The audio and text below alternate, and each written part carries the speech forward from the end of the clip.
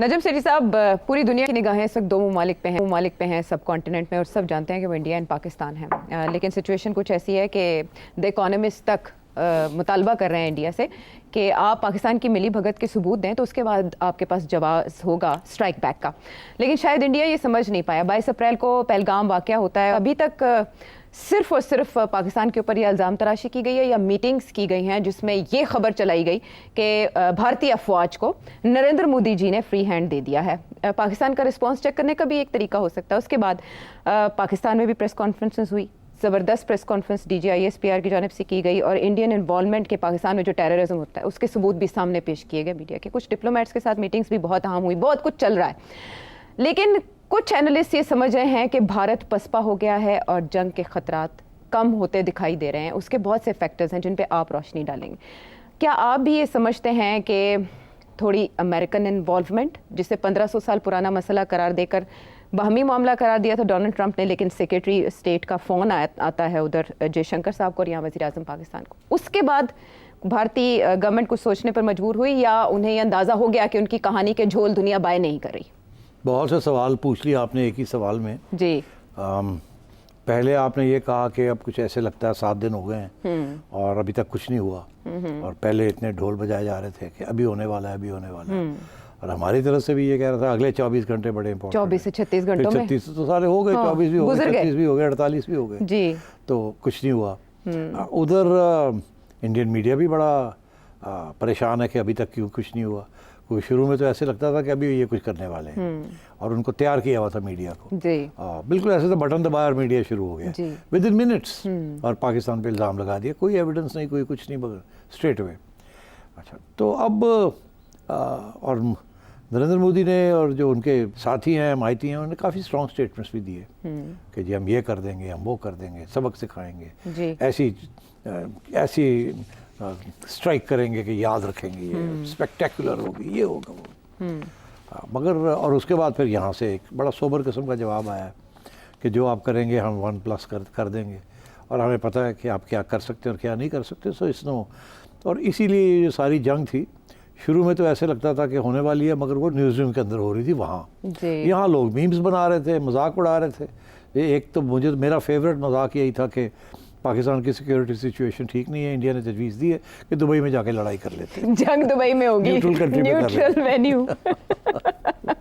और भी बड़े मजे के हैं। अभी तक की सिचुएशन से तो यही लगता है न्यूट्रल वेन्यू पे ही होगी। अच्छा, नहीं ऐसी नहीं कोई बात, आपको हंसने की जरूरत नहीं है, this is a serious matter. Sorry please be serious. नहीं, ये बहुत खतरनाक चीज़ है। नहीं, अब बात यह है कि मेरा ख्याल ज़ाहिर है सोच किया उन्होंने कि अब क्या कर सकते हैं और कैसे करेंगे, और पाकिस्तान का क्या रिस्पॉन्स होगा।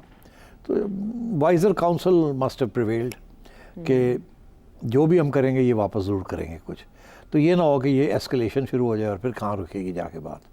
और क्योंकि हमारी तरफ से पहले दिन से ये कह दिया गया था कि हम फुल रेंज ऑफ स्पेक्ट्रम, हमारे पास जो पावर है वो इस्तेमाल करेंगे अगर हमें एग्जिस्टेंशियल थ्रेट हुई इंडिया से। उसके बाद मैंने भी आके पता ही है टीवी पे जाके, इंडिया की टीवी पे जाके कुछ बता दिया कि जी एग्जिस्टेंशियल थ्रेट क्या होती है। एक तो ये कि आप अगर आज़ाद कश्मीर लेना चाहेंगे तो, एक तो ये कि अगर आप कराची पोर्ट को ब्लॉकेड करेंगे तो, और तीसरा ये पानी बंद करेंगे तो फिर न्यूक्लियर वेपन्स इस्तेमाल होंगे। और इसीलिए क्योंकि हमने तो फर्स्ट स्ट्राइक साइन ही नहीं किया हुआ। हम तो कहते हैं कि अगर हुआ ऐसी सूरत हाल होगी जहां हमें ऐसे लगता है कि मुल्क टूट जाएगा या आप ले जाएंगे सब कुछ, तो फिर हम इस्तेमाल करेंगे। तो इसलिए तो वो मेरा ख्याल है कुछ सोबरिंग किस्म की वार्निंग है वो, और इंडिया को पता है कि इसीलिए पाकिस्तान ने बम बनाया है अपने आप को महफूज करने के लिए। और ये भी पता है सबको कि इंडिया ओवरवेलमिंगली सुपेरियॉरिटी है, 1:10 की इकॉनमी की सुपेरियॉरिटी, और इसी तरह आर्म फोर्सेस की भी है। तो इस किस्म के ख्यालात थे। मगर अब हुआ यही है कि 7 दिन हो गए हैं मेरा ख्याल है, और अभी तक कोई जवाब इंडिया की तरफ से कोई कार्रवाई नहीं हुई। 9 दिन हो गए। मगर इसके अंदर जो बात आपने कही कि उनको सपोर्ट नहीं मिली, इंडिया इसलिए उनकी कोशिश थी कि उनको इंटरनेशनल कम्युनिटी से सपोर्ट मिल जाएगी, क्योंकि उन्होंने पहले दिन ही पाकिस्तान पे इल्ज़ाम लगा दिया था, और उनका जो इल्ज़ाम था उसका बेसिस यही था कि पहले भी पाकिस्तान करता रहा, तो अब भी पाकिस्तान कर रहा है, तो चलो सारे मान जाएंगे और एकदम पाकिस्तान को कंडेम करने लगेंगे। फिर जब वो कंडेम करेंगे तो हमारे लिए आसान हो जाएगा अटैक करना। मगर क्योंकि कंडेमनेशन आई नहीं और लोगों ने ये शक करना शुरू किया कि इंडिया शायद ये फॉल्स फ्लैग ऑपरेशन है या शायद कोई लोकल्स ने किया है विदाउट पाकिस्तानी इन्वॉल्वमेंट, राइट, ठीक है। तो ये भी लोगों के जहन में था, इसीलिए किसी बैरूनी मुल्क ने पाकिस्तान के नाम नहीं लिया। उन्होंने ये ज़रूर कंडेम किया टेररिज्म को, और पाकिस्तान का नाम नहीं लिया। तो इसके साथ इंडिया मैं समझता हूँ बैकफुट पे चला गया। उसके बाद कोशिश उनकी यही थी कि किसी तरीके से अमेरिका की तरफ से भी कोई हमायत आ जाए इंडिया की, मगर डोनाल्ड ट्रंप ने जिस तरीके से डिसमिस किया सब चीज़ को कि जी मेरे तो इनका तो 1500 साल पुराना कश्मीर का मसला है, जैसे कि यार ऐसी ओ की यार है लगे रहने ने, that was not a serious response. तो India must been quite shocked कि ये क्या कह रहा है, he is not taking it seriously. तो फिर आई थिंक इंडिया ने सोचा होगा कि यार ये तो नहीं कि हम करें कुछ और वो बैकफायर ही ना कर जाए जी। और लोग हमारी बात पे यकीन नहीं कर रहे। और फिर यहाँ से भी सवाल खड़े होने शुरू हो गए कि भाई आपने कोई एविडेंस प्रेजेंट नहीं की है, हमें कोई डोसियर नहीं दिखाया, कोई बताया नहीं, तो कर क्या रहे हैं आप। तो इसलिए I think for these reasons ये सोचों में पड़ गए कि अब करना क्या है। और मैं ये समझता हूँ कि आखिरी स्टेज ये आई है कि इंडियन मीडिया कह रहा है करें करें करें, मगर इंडियन मीडिया के अंदर भी जो मिलिट्री एक्सपर्ट्स हैं जी, इंडिपेंडेंट किस्म के मिलिट्री एक्सपर्ट्स चंद हैं, उन्होंने भी ये सवाल खड़ा कर दिया है कि क्या इंडिया एक्चुअली जंग शुरू कर सकता है और उसमें जीत सकता है। और उन सब का यही मौक़िफ़ है कि शुरू तो कर सकता है मगर जीत नहीं सकता, क्योंकि ये जंग ज़्यादा देर कुछ चलने नहीं देगा और शॉर्ट टर्म में पाकिस्तान के ऊपर जितने आप ज़र्ब लगाएंगे उतने से उससे ज़्यादा ही लगाएगा, कम नहीं लगाएगा। और उसका माजी का हाल भी बताते हैं कि उस वक़्त क्या हुआ और उस वक़्त क्या हुआ, आपने ये किया, पाकिस्तान ने ये किया वगैरह। तो मैं समझता हूँ कि इसकी वजह से कुछ सोच विचार हो रही। अब उसके जो एविडेंस हमें मिला है जी, वो एविडेंस आशा यही मिला है कि नरेंद्र मोदी ने सारे आर्म फोर्सेस के चीफ्स को बुला लिया और बुला के एक पब्लिक में अनाउंस कर दिया कि हमने अपनी आर्मी को कहा है और एयरफोर्स को कहा है और नेवी को कहा है, आप लोग फैसला करें आपने कहाँ अटैक करना है और किस तरीके से इंतकाम लेना है। ये नहीं कि गवर्नमेंट और रॉ और नेशनल सिक्योरिटी काउंसिल और कैबिनेट ने ये फैसला किया है कि इधर करें, आपके हवाले कर दिया। अच्छा, इससे कुछ लोगों ने ये सोचा है कि ये एक तरीका है इसको डिफ्यूज़ करने का, क्योंकि इंडिया की जो आर्म फोर्सेस हैं उन सबको ग्राउंड सिचुएशन का पता है। पॉलिटिशियंस तो बहुत आगे निकल जाते हैं ना, क्योंकि उन्होंने कंस्टिट्यूंसी को देखना होता है कि मूड क्या है, क्या हमें कहना है, मगर जब कुछ कार्रवाई करनी होती है तो फोर्सेस से पूछना पड़ता है ना कि भाई अब क्या कर सकते हैं। तो उनको बड़ी रियलिस्टिक असेसमेंट होती है अपने स्ट्रेंथ्स की और एनिमी के स्ट्रेंथ्स की, वीकनेसेस एंड स्ट्रेंथ्स की। तो मेरा ख्याल है जो एक कॉमन परसेप्शन है वही परसेप्शन जो है इंडियन फोर्सेस ने अपने प्राइम मिनिस्टर को दी होगी। अच्छा, एक ये कि जी इस वक्त जो बैलेंस ऑफ एयर फोर्स है वो पाकिस्तान के हक में है। अच्छा, उनके पास मोर एडवांस टेक्नोलॉजी और जहाज़ हैं with better weapon systems and electronics. और हमारा एक्सपीरियंस यही है कि हम उनके साथ डॉग फाइट्स या इस किस्म की चीज़ नहीं कर सकते, हमारा नुकसान हो जाएगा। अच्छा, तो ये एयरफोर्स ने ये बताया उनको। और हमने भी नए फ्रांसीसी जहाज़ लिए, फाइटर जेट्स लिए जिनकी इंडक्शन नहीं हुई है, प्लेटफॉर्म नहीं बने, अभी ट्रेनिंग ही हो रही है। तो इसलिए टू एक्सपेक्ट कि हम वो चलाएंगे which would change the balance, वो बड़े ज़बरदस्त उनकी जो एवियोनिक्स है इज ट्रेमेंडस, मगर अभी तक वो फुली इंटीग्रेट नहीं हुए into the Indian Air Force। तो और हमारे F-16s और J-10s और J-17s एंड मिराज अभी भी फर्स्ट क्लास, J-10s और J-17s ज़बरदस्त और मिराज और F-16s इन गुड कंडीशन। सो इसलिए एयरफोर्स तो बताएगी हकीकत क्या है ग्राउंड पे, कि अगर आप समझते हैं कि हम जाके वहाँ हवाई अटैक भी करें तो हमारा नुकसान हो जाएगा, वो भी कर सकते हैं और हमारा नुकसान भी हो जाएगा। हम अंदर जाएंगे तो वो हमें we will have a problem. अच्छा, आइए अब नेवी जो है वो भी उन्होंने अपना एयरक्राफ्ट कैरियर भेजा था धमकी देने के लिए, फिर जल्दी से 2-3 दिन के बाद वापस बुला लिया। उनको शायद ये फिक्र था कि इसको प्रोटेक्शन करनी मुश्किल हो जाएगी गिवन पाकिस्तान के पास जो सबमरीन्स हैं, specially the French submarines and others. तो ये ना हो कि ये कॉन्फ्लिक्ट के अंदर इसी का नुकसान ना हो जाए, बहुत बड़ा वो तो साइकोलॉजिकल ब्लो होगी। तो इसलिए बेहतर ये है कि अभी इसको बाहर ना निकाला जाए। अच्छा, तो वो भी एक इशारा था कि एस्केलेशन से बचना चाहते हैं, वापस ले आए, उन्हें पता है इस धमकी से होगा कुछ नहीं। फाइनली आप आर्मी की बात करें, ग्राउंड फोर्सेस, अब इंडिया की ग्राउंड फोर्सेस तो 1:3 रेशियो है, मगर उनमें से आप समझे 1/3 जो है वो तो आप in the north against China border पे खड़ी है और वो वहाँ से हिल नहीं सकती। पहली बात, और वहाँ एयरफोर्स भी वहाँ है और चाइनीज़ और अपने इनकी फ़ौज के दस्ते भी वहाँ हैं। बाकी रह गई 2/3 1/3 जो है वो कश्मीर में इन्वॉल्व है, वहाँ से हट नहीं सकती। और बाकी 1/3 जो है अगर वो आती है तो वो फिर इक्वल हो जाता है पाकिस्तान एंड इंडिया। तो फिर वो इतना लंबा चौड़ा बॉर्डर है, कहीं भी वो ज़्यादा इंग्रेस नहीं कर सकेंगे। जहाँ भी वो करेंगे will be able to match them. तो सब ने हकीकी तौर पे उनको बताया होगा कि या तो जंग हो लंबी चौड़ी, 6 महीने की हो, 3 महीने की हो, फिर हमें तकलीफ़ होती है, इतने लंबे खर्चे हमारे लिए बर्दाश्त करना इस डिफ़िकल्ट। इंडिया के लिए इतना डिफ़िकल्ट नहीं है, बहुत बड़ी इकॉनमी है एंड सो ऑन, बहुत बड़े बजट्स हैं। मगर इसके अलावा एक और फैक्टर जिसकी वजह से अब वो सोचों में पड़ गए करना क्या है। और शायद जिस किस्म की वो अटैक करते हैं, फाइनली करनी तो पड़ेगी, जिस किस्म की वो अटैक करते हैं, क्या पाकिस्तान जब रिस्पॉन्स करेगा तो उसके बाद बात वहीं रुक जाएगी या उसके बाद आगे बढ़ेगी कि नहीं, ये भी सवाल खड़ा हो गया। मगर सबसे इम्पोर्टेंट सवाल ये है कि चाइना क्या करेगा। चाइना ने पहली दफ़ा इस इशू के ऊपर एक बयान दे दिया, उनके फॉरेन मिनिस्टर ने। उसके फॉरेन मिनिस्टर ने कहा कि चाइना के लिए, पाकिस्तान चाइना के लिए बड़ी अहमियत रखता है और हम पाकिस्तान की सॉवरेनिटी और इंटेग्रिटी को प्रोटेक्ट करेंगे। अब चाइना के लिए ये कहना बहुत बड़ी डेवलपमेंट है। ये आज तक चाइना ने इस किस्म का स्टेटमेंट नहीं दिया। पहले भी बड़ी कॉन्फ्लिक्ट्स हुई हैं। चाइना का पहले बयान यही आता रहा, रहता यही रहा कि लड़ाई झगड़े नहीं होने चाहिए, नेगोशिएशन होनी चाहिए, बातें शुरू करें, मतवाज़न बयानात होते। मगर इस दफ़ा तो उन्होंने खुल के क्लियर कट ये कहा कि अगर पाकिस्तान के ऊपर कोई अटैक हुई on its sovereignty and integrity तो China will not keep quiet. अब China will not keep quiet is a very big thing. और उसके पहले और उसके बाद चाइना ने बिल्कुल पब्लिक कर दिया है कि चाइना ने पाकिस्तान की मिलिट्री को क्या इमदाद दी है। उन्होंने इस वक्त बड़ी रिसेंटली, उन्होंने जब ये सब कुछ शुरू हो रहा था तो चाइना ने बड़ी जल्दी, रातों रात जैसे कहते हैं ना, कुछ स्पेशल मिसाइल्स हैं, लॉन्ग रेंज मिसाइल्स, जो कि इनके J-10 और J-17 जहाज़ों पे फिट हो जाती हैं। और वो एयर टू एयर मिसाइल्स हैं, ये एयर टू सरफेस भी हैं। They are very powerful and have long distance. अगर वो लॉक इन हो जाती है इलेक्ट्रॉनिकली, तो एक्यूरेसी बहुत है उनकी। वो जहाज़ भी गिरा लेंगी और प्लेटफॉर्म्स को भी अटैक कर सकती है on the ground. This is a very major development. ये पाकिस्तान के पास ये फैसिलिटी नहीं थी पहले।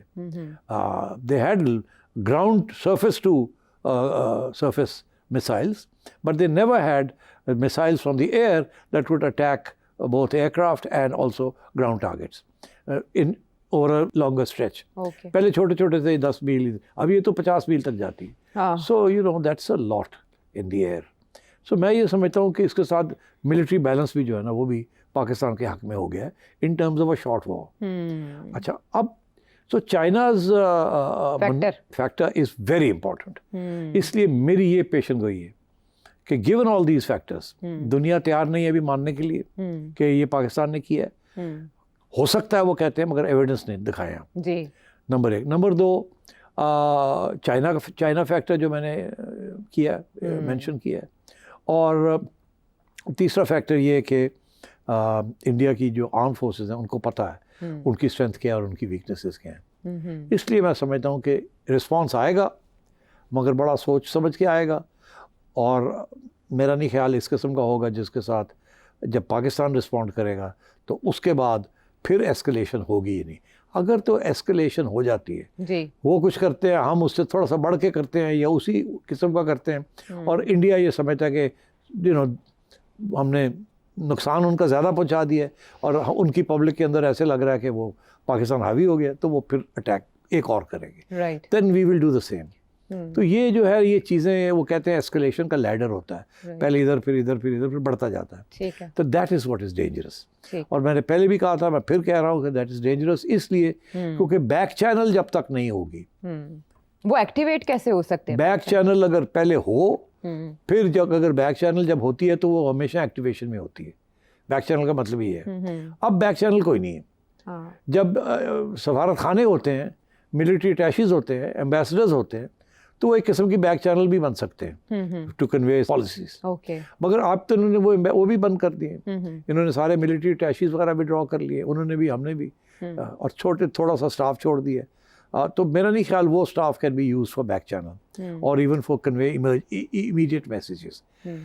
DGMOs जो होते हैं वो तो वैसे भी उनकी हॉटलाइन होती है नॉर्मल कोर्स में। अब मुझे नहीं पता कि वेदर वो DGMOs इज एक्टिव और not, but I am sure it must be active.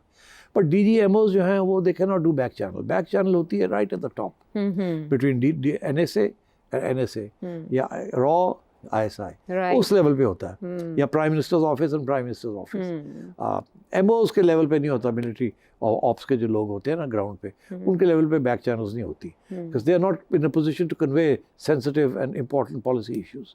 वो तो सिर्फ मूवमेंट्स के ऊपर होती है उनकी, Right. ये आ रहे हैं, ये जा रहे हैं, क्या हो रहा है। तो मैं ये समझता हूँ कि we are at that stage कि अभी इंडिया करेगा कुछ ज़रूर, हमारा रिस्पॉन्स होगा, उसके बाद इंडिया क्या करेगा, we have to wait and see. ऐसे लगा मुझे ये सिचुएशन रिजेंबल करती जैसे इसराइल और ईरान के दरमियान एक अरसे रही कि एक अटैक इसराइल की तरफ से आया तो फिर ईरान ने नपतला जवाब दिया और फिर उसके जवाब में एक ऐसा अटैक किया गया जिससे मामला बैलेंस हो सके। आप कुछ ऐसी सिचुएशन की तरफ इशारा कर रहे हैं कि एक अंडरस्टैंडिंग डेवलप होगी कि जाहिर है फेस सेविंग चाहिए इंडिया में गवर्नमेंट को। अभी तो देखिए शुरू में तो फेस सेविंग नहीं थी, शुरू में तो इट वाज कि we have to do something. जी, फेस सेविंग अब मुझे लग रही है, जब दुनिया ने उनका साथ नहीं दिया तो अब अपनी फेस को बचाना है। पहले तो ये सेफ सामने था ना, हाँ ये कर देंगे। फेस सेविंग का मतलब है कि अब अपने आप को थोड़ा बचाना है, ठीक है। और इसके लिए एक एडवाइजरी बोर्ड में भी उन्होंने अब उन्होंने एक नया एडवाइजरी बोर्ड को एक्टिवेट कर दिया है जी, नेशनल सिक्योरिटी एडवाइजरी बोर्ड, ऐसे ही है ना, नेशनल सिक्योरिटी एडवाइजरी बोर्ड। बिल्कुल। तो वो नेशनल 2 साल सिक्योरिटी के, एडवाइजरी बोर्ड में सिर्फ सिविलियंस हैं, उसमें 7 सिविलियन, रिटायर्ड मिलिट्री हैं, 3 लोग हैं मिलिट्री फोर्सेस में से रिटायर्ड जी, और 3 सिविलियंस हैं from various intelligence and so on, ठीक है। और एक पुराना सेक्रेटरी, एक पुराना हेड ऑफ रॉ जी, उसको उन्होंने इंडक्ट कर लिया, बना दिया। हाँ उनको हेड बना दिया इसका। एडवाइजरी बोर्ड बड़ी इंटरेस्टिंग बात है इसमें, ना दोवल साहब है ना करंट हेड ऑफ रॉ है, जी, इसमें सारे सिविलियंस हैं, सारे रिटायर्ड हैं, हाँ, उनको एक एडवाइजरी बोर्ड बना दिया है। और आलोक जोशी साहब उसको हेड कर रहे हैं। ओ यही तो जोशी इससे साहब, क्या, ये पहले जो रॉ के हेड थे, जी, रॉ के एक्स चीफ, इसका मतलब क्या है ये पूछ रहे हैं जी। देखिए मैं आपसे फिर कह रहा हूँ हाँ, कि एक तरफ उन्होंने सारा फौज के हवाले कर दिया और इस फोर्सेस के हवाले कर दिया जी, कि आप करें जो करना है, हाँ, आप जाने आपका काम जाने। आप जाने आपका काम है। इसका ये मतलब है कि कल को अगर फौज कोई ऐसा काम करती है जिसका मुंह तोड़ जवाब मिलता है, थोड़ी सी बिस्त हो जाती है, तो नरेंद्र मोदी तो बच गया, वो तो कहेगा मैंने तो फौज के हवाले कर दिया था, आपको बता के किया। ये कभी होता नहीं है ऐसे कि आप अनाउंस करें कि मैं सारी फ्री खुली छुट्टी दे रहा हूँ आर्मी चीफ को और इसको, ये होता नहीं है। हमेशा सिविलियन गवर्नमेंट मलकियत लेती है, जो भी करने जाए उसकी मलकियत लेती है। इस दफ़ा ऐसे लगता है कि मलकियत लेने के लिए तैयार नहीं है, इसलिए ऐसे लगता है कि इनको डर है कि ये फेल ना हो जाए, अगर फेल हो गया तो हम डाल देंगे फौजियों के ऊपर, और वहाँ की फौज तो आपको पता ही है they totally subservient to the civilians. तो इसलिए मुझे ऐसे लगता है कि कुछ ऐसी उनको अंडरस्टैंडिंग हुई है कि शायद ये चीज़ नहीं रही जैसे चलनी उल्टी पड़ गई है, उल्टी पड़ ना जाए, पढ़ने जा रही है या पढ़ ना जाए, तो बेहतर ये हम अपने आप को थोड़ा दूर कर लें और हम फौज के हवाले कर दें कि आप फैसला करें। एक नंबर 2, ये जो नेशनल सिक्योरिटी एडवाइजरी बोर्ड बना के एकदम खड़ा कर दिया, इट्स वेरी इंटरेस्टिंग। ऐसा इस साइड इसके अंदर कोई सर्विंग आर्मी चीफ नहीं है, कोई सर्विंग NSA नहीं है, कोई सर्विंग IB का हेड नहीं है, कोई सर्विंग रॉ का हेड नहीं है। इसका ये मतलब है कि प्राइम मिनिस्टर ने अपने आप को एक सिविलियन बोर्ड के साथ सराउंड कर लिया अपने आप को और काबीना को, कि वो सजेस्ट करे रिट्रीट कैसे करना है? कि ये हमारे एडवाइजर्स हैं। अच्छा, एक तरफ आयशा के वाले कर दिया, दूसरी तरफ आयशा के दोस्त को कहा तू और साडा एडवाइजर है, अजीत डोवल साहब एक तरफ है। तो आपने अपने आप को इंसुलेट कर लिया है okay from any fall back. अगर कोई एडवर्स किस्म की रिएक्शन आता है जिसमें बिस्त हो जाती है या कुछ भी हो जाता है या फेल हो जाता है, तो हो गया जी ये एडवाइजर से हमारे, और ये थी फौज और ये थे हफ्ते, इनको पूछे। तो नरेंद्र मोदी ने अपने आप को जैसे कहते हैं ना बंकर में बैठा लिया और सराउंड कर लिया with civilians and army. Very smart. तो आई थिंक एक तो बट दैट शोज ना, दैट शोज के लैक ऑफ कॉन्फिडेंस कि हम कर सकेंगे जो हम करना चाह रहे थे या फंस तो नहीं गए। तो दैट इज वन सस्पिशन कि ये शायद they are not fully in control of the situation, because वो जो एक्सपेक्ट कर रहे थे ना reaction from the international community, वो बेचारे से इंटरनेशनल कम्युनिटी कह दे पाकिस्तान के से आए हैं, ये पाकिस्तान ने किया है, हाँ। उसके बाद हम कर देंगे, ठीक है, और पाकिस्तान बैकफुट पे होगा और सारी दुनिया हमारे साथ होगी। अब तो हुआ नहीं। दूसरी चीज, डोनाल्ड ट्रंप ने पहले घास ही नहीं डाला। अब तीसरी चीज बड़ी इंपॉर्टेंट है। क्या? तीसरी चीज ये है कि अमेरिकन ने रब्ता किया। जी, सेक्रेटरी रूबियो ने किया, लेकिन पहले वो ऐसे लग रहा था कि उन्हें कोई गर्ज नहीं है। यकदम पाकिस्तान में अतात आरट साहब एक प्रेस कॉन्फ्रेंस तकरीबन निस्फ शब के करीब करते हैं, फिर ख्वाजा आसिफ साहब उसको दोहराते हैं कि 24 से 36 घंटों में अटैक होने वाले। सिर्फ सब कोई ऐसी मालूमात थी, ऐसी इन्फॉर्मेशन जिसके बाद ऐसा किया गया? मुझे नहीं पता इन्फॉर्मेशन थी या नहीं थी। कुछ इन्फॉर्मेशन होती है, कुछ नहीं भी होती, कुछ प्रेपरेशन कर की जाती है, कुछ प्रीएम्प्टिव चीज़ की जाती है। ठीक, तो ये इंडिया को भी बताने वाली बात है कि हमें पता है आप करने वाले हैं, अगले 36 घंटे के अंदर हम तैयार हैं। तो इवन ना भी तैयार हों तो आप कहते हैं हम तैयार हैं। ये कहना पड़ता है ना। अगर आप कहते हैं जी अभी तो पता नहीं कब होगी, तो इसका मतलब आप तैयार ही नहीं है। राइट। तो ये तो बिल्कुल तैयार है। अच्छा, और हकीकत भी यही है कि at least the air force and navy are ready. बाकी आर्मी की जो मूवमेंट होती है उसको वक्त लगता है। ऑब्वियसली स्लो मूवमेंट है आर्मी की डिप्लॉयमेंट के लिए, मगर हमारी आर्मी जो है enough units station along the LOC, और इंडिया के लिए भी मूवमेंट जो है वो भी नज़र आ जाती है। वो कहते हैं इंडियन आर्मी को मोबिलाइज करने में 7 दिन लगते हैं। तो अब वो मोबिलाइजेशन तो शुरू होगी उस दिन, तो अब it must be almost complete. मगर so I think we should expect कि जो भी इंडिया करेगा should happen very quickly soon. अब how soon I can't say, because they are going to, उनके लिए एक बड़ी इंपॉर्टेंट चीज़ होगी, क्योंकि पाकिस्तान तैयार बैठा है। ये तो नहीं है कुछ सरप्राइज कि पता ही नहीं लगा तो आए तो कर गए। नो, अब तो बिल्कुल सारे लेके बैठे हुए हैं, आओ जी कड़ा आ रहे हैं। उनको टाइम मिल गया ना, तो इन्होंने किया नहीं। इसका ये मतलब है कि या तो इसको और डिले करेंगे वो, राइट, थोड़ा सा और टेंशन क्रिएट करेंगे, ठीक, और सोचेंगे किधर जाना है किधर नहीं जाना, क्या करना है क्या नहीं करना। दूसरा ये कि अभी एलिमेंट ऑफ सरप्राइज खत्म हो गया। अब सरप्राइज तो नहीं रहा ना। हमेशा वॉर के अंदर, वॉर स्ट्रेटजी के अंदर एलिमेंट ऑफ सरप्राइज बड़ा इंपॉर्टेंट हो कि जी समझ नहीं आई कहाँ से आ गए। जैसे पर्ल हार्बर हुआ, कभी सोच भी नहीं सकते थे, जापानी आ गए और पर्ल हार्बर हवाई में अटैक कर दिया। इसी तरीके के साथ element of surprise is critical, जो हमने कारगिल में किया। पहुंच गए वहाँ, उनको पता ही नहीं चला। Surprise, the Indians were caught of balance, वो थे ही नहीं, हम ऊपर चढ़ गए। जब उनको पता चला तो उस वक्त दे वर सिटिंग डक्स, उनकी बड़ी कैजुअल्टीज हुई। तो ये element of surprise is very important. खुफिया तरीके से तैयारी करके पहुंच जाना और हाइट्स ले लेनी और कमांडिंग पोजीशंस ले लेनी। Now that element of surprise gone. अब इनको ये ढूंढेंगे आयशा कि कहाँ हम कर सकते हैं जहाँ पाकिस्तान तवक्को भी नहीं कर रहा। कोई कहता है मुरीद के में लश्कर तैयबा का दफ्तर है या वहाँ हेडक्वार्टर्स है तो उसको बम कर दें। अब बात ये है कि ये तो खुली आम होगी ना बात। जब ये पहले गए थे बालाकोट, उस वक्त नहीं किसी को ख्याल था कि ये बालाकोट जाएंगे। उस वक्त एलिमेंट ऑफ सरप्राइज था इनके पास, मगर इस दफा तो कोई एलिमेंट ऑफ सरप्राइज नहीं। कहाँ जाएंगे? जहाँ भी जाएंगे ये बैठे हुए इंतजार में, ठीक है ना, क्योंकि वो तो आए और चले गए, भाग गए। ऐसे ही था ना। अब ये आएंगे, अगर आए तो ये भाग नहीं सकेंगे, नहीं भाग सकेंगे। बिकॉज मैं आपको बता दूं, अगर बाय एयर आते हैं ये कहीं भी पाकिस्तान जी एनी पार्ट, तो आपके pilots are sitting in their cockpits, चाय पी रहे हैं, कॉफ़ी पी रहे हैं, तैयारी करके बैठे हुए हैं। जैसे इंडिया का aircraft crosses the Pakistan border, उस वक्त within minutes they will be stopped by the Pakistani air force. तो they know it, we know it जी, तो इसलिए अब वो सरप्राइज एलिमेंट क्या है, वो अब ग्राउंड पे हो सकता है। राइट, वो क्या लंबा चौड़ा बॉर्डर है ना, वहाँ ये किसी किस्म की इंग्रेस कर सकते हैं। ओके, हाँ, फिर ये यहाँ से मोबिलाइज होगा, उनको अटैक होगी। That may take a few days, maybe more, to repel them. तो in the meanwhile India will say हम अंदर चले गए, 25 मील मारा है हमने घुस के मारा है, हमारी फौजें वहाँ बैठी हुई हैं, और ये फिर तैयारी करेंगे ठा करने की। फिर इवेंचुअली ये निकाल देंगे उनको। मगर वो 2 दिन के लिए वो लगेगा ऐसे कि ये अंदर आ गए हैं, ये हो गया, क्योंकि वहाँ एलिमेंट ऑफ सरप्राइज होगा कि किस जगह से उन्होंने अंदर आना है। मगर वहाँ भी इनके रडार्स लगे हुए हैं, इनके एरियल सर्वेलेंस हो रही है, ड्रोन्स चल रहे हैं छोटे छोटे टू मॉनिटर द एंटायर। इतना आसान नहीं होगा। लेकिन 2 पॉइंट्स बड़े वैलिड हैं। एक तो ये कि इंडिया डिले कर सकता है, दूसरा इंडिया ढूंढेगा कि पाकिस्तान को कहाँ चोट लगाई जा सकती है, और इस तरह के किसी भी वाक़े से कम बॉलीवुड को 2-3 दिन का मसाला मिल जाएगा 2-3 फिल्मों के लिए।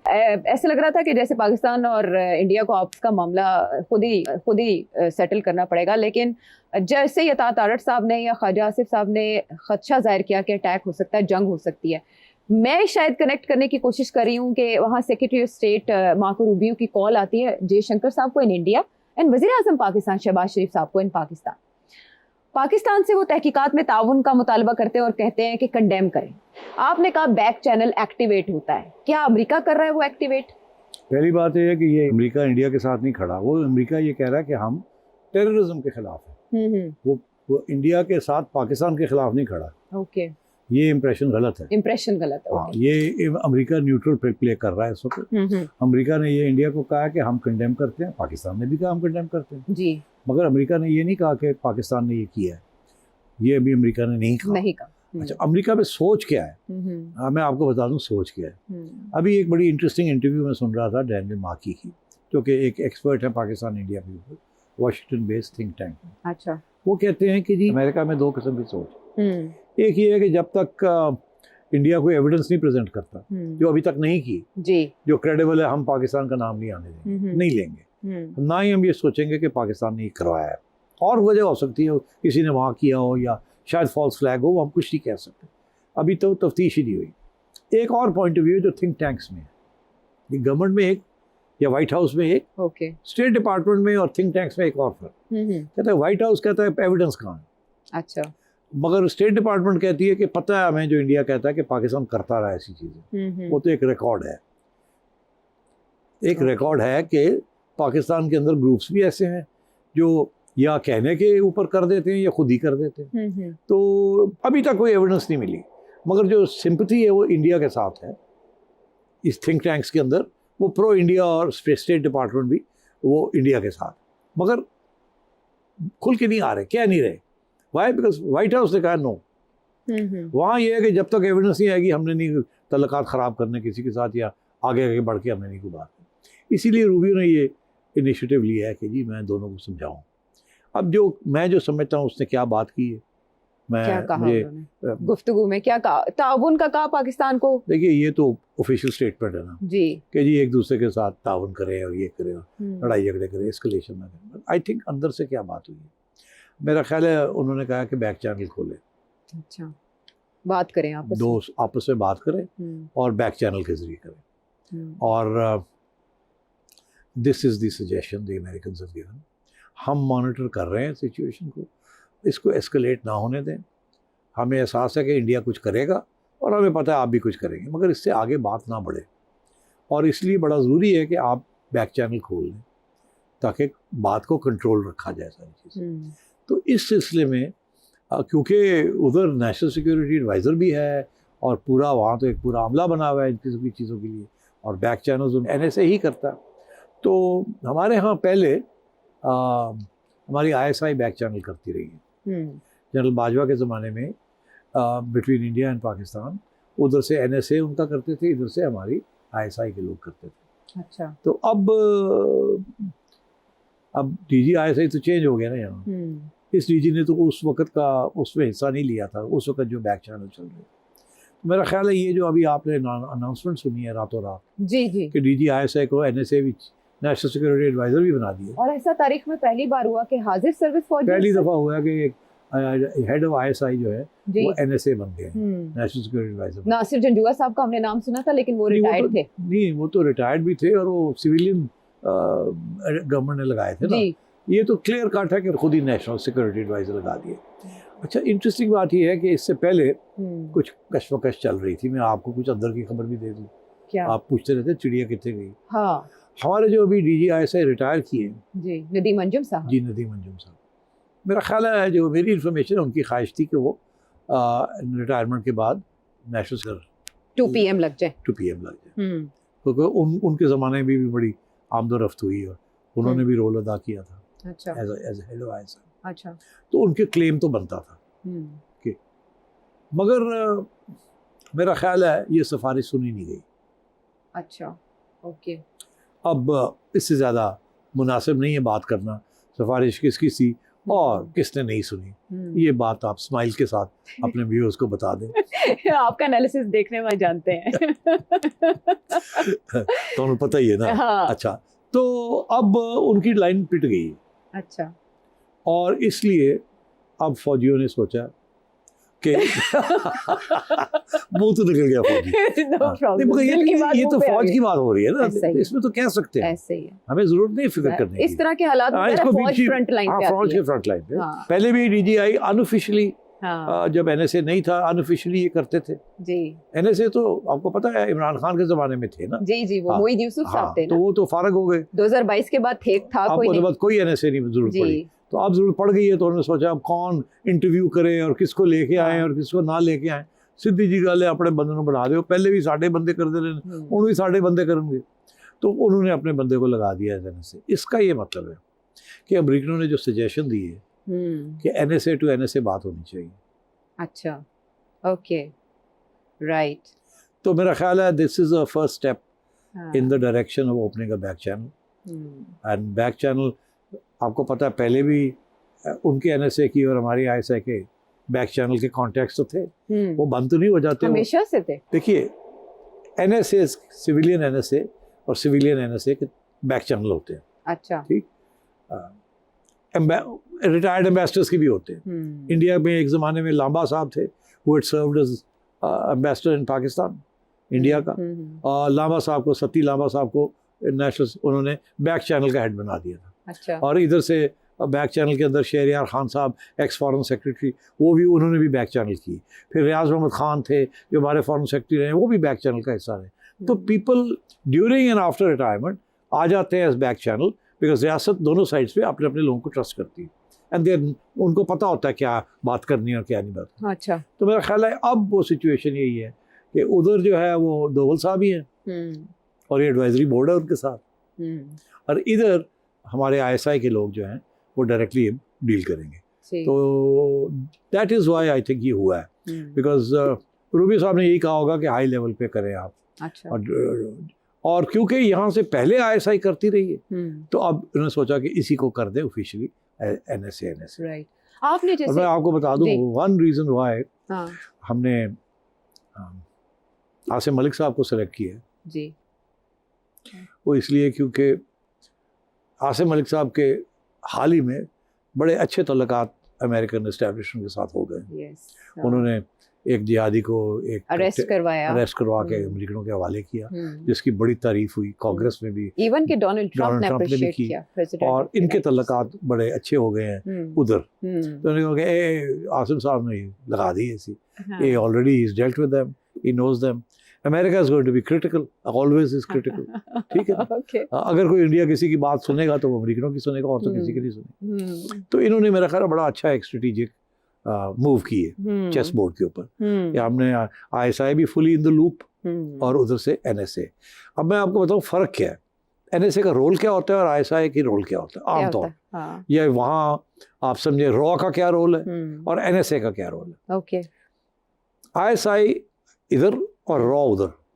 ये इंफॉर्मेशन गैदरिंग करती है इंफॉर्मेशन इंटेलिजेंस बेसिस के ऊपर देती है अच्छा गवर्नमेंट को गवर्नमेंट के पास NSAs होते हैं जो उसको एग्जामिन करते हैं उस इंफॉर्मेशन को उसको डाइजेस्ट करके एनालाइज करके एक पॉलिसी फ्रेम देते हैं तो दो डिफरेंट फ्रेम्स होते हैं ISI या इंटेलिजेंस एजेंसी इंटेलिजेंस के बेसिस के ऊपर आपको इन्फॉर्मेशन देती है कि दुश्मन क्या सोच रहा है क्या कर रहा है क्या कर सकता है ये हो सकता है वो हो सकता है ये इन्फॉर्मेशन आई और जो NSAs होते हैं वो सारी इन्फॉर्मेशन लेके उसको घुमाते हैं फिराते हैं चेक करते हैं और एक पॉलिसी डॉक्यूमेंट पर बनाते हैं बेस्ड ऑन दैट इन्फॉर्मेशन ठीक है तो अलग अलग रोल्स होते हैं और हमारे यहाँ because of the overhang military overhang historical हमारी जो ISI है उनके अंदर एक पॉलिटिकल विंग भी है it's a very powerful political wing of the ISI अच्छा तो आप समझिए कि ISI इंफॉर्मेशन लेके आती है ISI एनालिसिस करती है और ISI पॉलिटिकल आप समझे वो पॉलिटिक्स को देखती है सो मतलब है कि ISI के अंदर हर ब्रांच है ऑफ एनालिसिस इंफॉर्मेशन ये सारा कर तो इसलिए मेरा ख्याल है logically speaking they have the whole built in apparatus for both information and analysis which means NSA is internal right ये this is the way it तो is सिक्योरिटी स्ट्रक्चर को हमने अच्छी तरह से समझा कि किस तरह से ऑपरेट करती है दोनों ममालिक और फिर security agencies NSA national security advisers formulate करते हैं पॉलिसी ममालिक की। सेठ साहब आपसे बहुत से लोग जानना चाहते हैं हमें सवाल आ रहे हैं और आपने पेशगोई भी कर दी कि इंडिया कुछ ना कुछ करेगा। आपने एक लफ्ज़ बोला डिले करेगा इंडिया। मुझे ज़रा अगले सवाल पर जाने से पहले आपसे ये जानना है कि हवा में एक बात फिर रही है कि भारत IPL के होते हुए इतनी बड़ी इन्वेस्टमेंट इतना बड़ा इवेंट होते हुए अटैक नहीं करेगा। $1 बिलियन प्रोजेक्ट है, पूरी दुनिया की नज़रें हैं, 25 मई के बाद वो कर सकता है ऐसा कोई अटैक। आप भी यही टाइमलाइन देख रहे हैं? नहीं मेरी बात सुनिए इस किस्म की सिचुएशन के अंदर कोई नहीं देखता IPL क्या है और PSL क्या है। They are meaningless in the context of national security. Okay तो अगर इंडिया ने फैसला जो करना है उसके अंदर IPL और PSL इधर विल हैव नो कॉन्सिक्वेंस, उसको सोचा भी नहीं जाएगा। और जी ये नहीं कर सकते PSL हो रहा है, ना ना ना, और जी ठहर जो 5 मई तक वो IPL ख़त्म ना, वो सोचेंगे what is the best time from their point of view to attack Pakistan. Pakistan की कमज़ोरी कहाँ है, what's the best time from that point of view. वो ये नहीं देखेंगे कि हमारे लिए वर्स्ट टाइम क्या है, they will just look at the equation in that fashion. तो एक तो ये कि दैट्स नॉट रेलिवेंट। बाकी ये कि इतनी देर नहीं, ये ना आप समझे कि 15-20 दिन चुप करके बैठे रहेंगे, नहीं। बेसिकली वो जो प्लान पूरा बना था ना, वो प्लान रिवाइज हो गया, जिस किस्म का रिस्पॉन्स आया है इंटरनेशनल कम्युनिटी से और पाकिस्तान से, एक काउंटर थ्रेट आई है और उधर से सपोर्ट नहीं आया। सो उसको अब ये कैलिब्रेट कर रहे हैं और सब ने बात करनी शुरू कर दी है कि एस्केलेशन एस्केलेशन एस्केलेशन होगी तो क्या होगा, और वो फिर न्यूक्लियर वाली बात शुरू हो जाती है। तो मेरा, और फिर चाइना का फैक्टर, ये तो सोचा ही नहीं था कि चाइना खुल के आ जाएगा, तो चाइना तो खुल के आ गया, तो which has change the equation. वो नहीं समझते थे कि चाइना खुल के आएगा, चाइना खुल के आ गया, पहली दफ़ा आया खुल के। चाइना कभी भी खुल के नहीं आता इस तरीके से। अच्छा, एक न्यूक्लियर ऑप्शन और एक चाइना का फैक्टर, ऐसे लगता है जैसे पलड़ा जो है वो पाकिस्तान के हक में चला गया इन दोनों ऑप्शंस की वजह से। अब आपने कहा पाकिस्तान की कमज़ोरी ढूंढ रहा है इंडिया, और कमज़ोरी अफगानिस्तान या TTP से बढ़ के कोई नहीं होगी। एक इंडियन मंदूब जाते हैं अपने पूरे डेलीगेशन के साथ, आनंद प्रकाश जी, और वहाँ वो अमीर मुत्तकी साहब से, अपने हम मनसब से मुलाकात करते हैं और इस सिचुएशन पर भी तबादला ख्याल करते हैं। तो भारत, आप पहले भी पेशगोई कर चुके हैं, इस तरह की कमज़ोरियाँ ढूंढेगा, इसमें अफगानिस्तान कितना साथ देगा? नहीं, दो बातें हैं यहाँ, ये कोई शॉर्ट टर्म सोल्यूशन नहीं है। ये तो अभी तो जंग तो शॉर्ट टर्म की सोचा जा रहा है ना, लॉन्ग टर्म की तो कोई सोच भी नहीं सकता। तो इसलिए अभी तो ये सोचा जा रहा है कि इंडिया क्या करेगा, कल क्या करेगा, परसों क्या करेगा, या तरसों करेगा, और हम क्या करेंगे, उससे आगे तो अभी कोई नहीं सोच रहा जी। तो ये है कि जी अफगानिस्तान के अंदर इंडिया एक्टिवेट कुछ करने जा रहा है, वो इट्स नॉट रेलिवेंट। ये जो गए हैं ना लोग वहाँ, ये दो वजह से गए हैं। एक तो इंडिया की तरफ से बॉर्डर बंद कर दिया गया है, तजारत बंद हो गई। अफ़गानिस्तान बहुत सी चीज़ें इंडिया से इंपोर्ट करता है, और वो ट्रांजिट ट्रेड आती है Afghanistan via Lahore and into Peshawar GT road and then into Afghanistan. अच्छा, वो बंद हो गए हैं। तो एक तो ये उनको बताने गए हैं कि हमारी मजबूरी थी, हमने ये किया है, because Afghanistan is going to hurt, उनको तकलीफ होगी इससे। पाकिस्तान तो अफगानिस्तान चीज़ें जाएगी, मगर इंडिया से जो अफगानिस्तान इंपोर्ट कर रहा था, जैसे ट्रांजिट ट्रेड कहते हैं जी, वो बहुत बड़ी इंपॉर्टेंट थी उसकी, अफगानिस्तान के लिए उसकी, वो बंद हो जाएगी। एक तो ये उनको बताने गए हैं कि जी हमारी ये मजबूरी थी, अच्छा, हम जल्दी इसको देखेंगे, हम कर लेंगे, कोई और रास्ता ढूंढ लें, हम आपको शायद ईरान के ज़रिए कुछ आपका सामान भिजवा देंगे, वो इस किस्म की बातें वहाँ करने गए। अच्छा, दूसरा ये जाहिर है ये भी कहने गए हैं कि आपको हमारे से कोई मदद चाहिए ताकि पाकिस्तान और अफगानिस्तान के दरमियान दरार डालें, क्योंकि इंडिया को ये पता चल गया होगा कि अभी हाल ही में जो मुज़ाकरात हुए बिटवीन पाकिस्तान और अफगानिस्तान, उससे बात खुली तो नहीं बात आई, मगर पता चला कि थोड़ी बात आगे बढ़ी है। इसहाक़ साहब जब होके आए, हाँ, ये कुछ बात आगे बढ़ी है, मगर वो अभी खुफिया रखी हुई है, बिकॉज काफ़ी कॉम्प्लिकेटेड मैटर है। अच्छा, मेरी इन्फॉर्मेशन भी यही है। तो इंडिया वहाँ एक तो ये सूंघने गया होगा कि ये चल क्या रहा है, दूसरा ये कि उनको बताने गया होगा कि ये जो कुछ चीज़ आपके लिए मसला बन रहा है, हम सोच रहे हैं किस तरीके से आपकी सप्लाई लाइन खोली जाए। They can probably open it via central Asia या Iran and then the border Chabahar से अफगानिस्तान। तो मतलब है उनको कोई अश्योरेंस देने गए हैं। दूसरा ये देखने गए हैं कि पाकिस्तान कहाँ तक पहुँचा है, ताकि ये भी। तीसरा ये कि कोई वहाँ अब जहाँ भी ये गए हैं वहाँ TTP वाले भी लोग तो है ना, so maybe also to re establish contact with the TTP to activate and similarly with the Baloch, because उनके लिए अब जो ये वॉर थिएटर बन गया ना, उनके लिए ईस्टर्न बॉर्डर और वेस्टर्न बॉर्डर को दोनों को हॉट रखना है। अब क्यों वजह जो हैं अब वहाँ से वेस्टर्न बॉर्डर से हट के ईस्टर्न बॉर्डर तक आएंगी, बिकॉज इंडिया की थ्रेट आ रही है, तो वो कमज़ोर हो जाएगा हमारा वो बॉर्डर। इनका इंडिया का ये ख्याल है, तो ये चाहेंगे कि वहाँ से प्रेशर और बढ़े बलोच और TTP वाले। तो ये these are all the games that they will play on both borders. तो मेरा ख्याल है दैट, और ये ऑब्वियसली कि जी पाकिस्तान री एंट्री कर रहा है, तो इसको री एंटर ना किया जाए और अफगान्स को हेल्प किया जाए। ताकि वो बिल्कुल पाकिस्तान की गोद में वापस ना जाए। ठीक। तो आई थिंक इसलिए दे सेट दिस डेलीगेशन। और ठीक है, ऐसे Indian media actually master stroke करार दे नहीं, रहा कोई था। मास्टर स्ट्रोक तो मुझे लगा आपसे पूछना मास्टर चाहिए। स्ट्रोक। आजकल तो इंडियन मीडिया का हाल क्या है, मास्टर स्ट्रोक क्या ही जान में मुब्तला है, लेकिन कुछ एट द नहीं। सेम टाइम उनका मीडिया मेरा ख्याल है कि गले फाड़ फाड़ के वो उन्होंने जंग खुद ही करवा ली, खुद ही जीत भी ली है, बट पाकिस्तानी मीडिया को वहाँ ब्लॉक किया जा रहा है, यूट्यूब चैनल्स वहाँ बंद किए जा रहे हैं। पढ़ा कि 16 चैनल्स को, यूट्यूब जी। चैनल्स को, सारे मेन टीवी चैनल्स जो हैं, जी। उनको बंद कर दिए। जी। तो अगला और कुछ वीलॉगर्स को भी बंद किया। कुछ व्लॉगर्स भी जी, आसमा उनको शिराजी भी कर साहिबा दिया। हैं और अच्छा, तो मुनी फारूक साहब। हमारा क्या हाल है? आपका चैनल भी सुना है कि जद में आया है। स्पेशली आपके उस इंटरव्यू के बाद जो आपने करण थापर साहब को दिया। हाँ, बस वो ठीक है, बट बात यह है कि खरी बात करनी चाहिए, लड़ाई जंग की बात नहीं करनी चाहिए, अमन की बात करनी चाहिए, और बताना चाहिए दोनों साइड्स को कि इससे कोई ना आपका फ़ायदा है ना इसका आपका फ़ायदा, सबका नुकसान हो जाएगा। And sooner we start talking, बातचीत के साथ मसले हल होते हैं, लड़ाई बंदूकों के साथ मसले हल नहीं होते। ये करके देख लिया हमेशा। तो अब इसीलिए मैं समझता हूँ ये बड़ी अच्छी डेवलपमेंट है कि DGI को NSA बना दिया है, और अमेरिकनों ने इंटरफेयर नहीं किया, उनको इंटरवेंशन की है। अच्छा, इंटरफेरेंस और इंटरवेंशन में फ़र्क होता है। अच्छा, इंटरफेरेंस ये होती है कि आपके मामले, आप काम कर रहे हैं, आपको ख़राब करने के लिए इंटरफेयर कर दखलंदाजी। हाँ। ये वो नहीं है। अच्छा, ये आपकी मदद के लिए इंटरवेंशन की है। अच्छा। और आपने, इंडिया ने नहीं तो आपने तो मांगी भी थी, आप तो कह भी रहे थे अमेरिका को किरदार अदा करना, आ जाओ आ जाओ आ जाओ। हमारा सफारत खाना भी वहाँ मुतहरिक हो गया। बिल्कुल, हमारे सफीर साहब जी, रिजवान शेख ने भी वहाँ बात की। तो ये, और आप देखिएगा अब मेरा ख्याल है मुल्क के जो बाकी बैरूनी मुल्कों में जो कैपिटल्स हैं, हमारी डेलीगेशन वगैरह जाएंगी, हमारे लोग जाएंगे उनको बताने के लिए, ब्रीफ करने के लिए, और ये साथ बलूचिस्तान और TTP का डोसियर साथ लेके जाएंगे कि ये देखें हमारे पे ये इल्ज़ाम है, इंडिया ने कोई एविडेंस नहीं दी, हम इंडिया के खिलाफ ये एविडेंस लेके आए हैं, देखिए ये कर रहे हैं, ये कर, ये उल्टा, they will go for the opposite. ठीक है, और ये चैनल्स का ब्लॉक किया जाना भी पसपाई जाहिर करता है कमजोरी इंडियन गवर्नमेंट की। आई मीन जस्ट सोचो, अगर कोई ब्लॉक करना चाहता तो हमें करना चाहिए था ना। जिस किस्म की वॉर मंगरिंग वहाँ से जंग चल रही थी, गाली गलोच हो रही थी, ऐसे था जैसे कि अभी ये आए और मार मूर के चले गए, और मगर हमने तो कुछ नहीं किया। तो ये हमारे तो बेचारे चैनल्स जो हैं बड़े सॉफ्ट है ना compare to what the Indian channels were doing. उनको इंडिया की गवर्नमेंट ने बैन कर दिए, तो आप सोचिए वो कितने इनसिक्योर फील कर रहे हैं। ठीक, और ऐसे में हमारा कितना नुकसान हुआ है, ट्विटर के ऊपर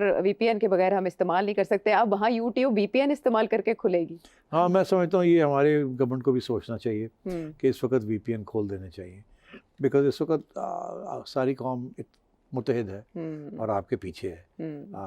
कुछ लोग फिर भी गालियाँ देंगे, वो कोई बात नहीं, उनको संभाल लेंगे, कोई ऐसी बात नहीं। ठीक है, खोल दें, फिर आप देखें कि यहाँ से जो अटैक जाती है टू द ऑन ट्विटर, फिर आपको मज़ा आ जाएगा। यहाँ तो लोग इंतजार में बैठे हैं, खोलो तो सही जरा एक बार अब वो क्या, वो बंदूकें गोलियां जाएंगी या मीम्स जाएंगी या मजाक उड़ाया जाएगा। मैं समझता हूँ दोनों बड़े, जो मजाक उड़ाते हैं वो ज़्यादा जहरीला फायरिंग होती है, बिल्कुल, बिकॉज वो तो दूसरे को पागल कर देती है कि मैं गोली लेके बैठा गाला कर रहा और ये भद उड़ा रहे हैं, आगे से हंस रहे हैं, उन्हें टेंशन ही नहीं है या वो खौफ में मुब्तला नहीं हो रहे। तो यहाँ तो वही लोग कर रहे हैं, यहाँ तो बिल्कुल कोई खौफ नहीं है, कोई फिक्र नहीं है, लोग पराठे खा रहे हैं जी और इंतजार कर रहे हैं, और रात को सो सुबह उठो जंग का इंतजार करो। फिर मैं तो लोगों को यार वो जंग क्यों हो रही है, मैं क्यों ओ यार करो ना यार, और करिए ना सही, बड़ा मजा आएगा जी।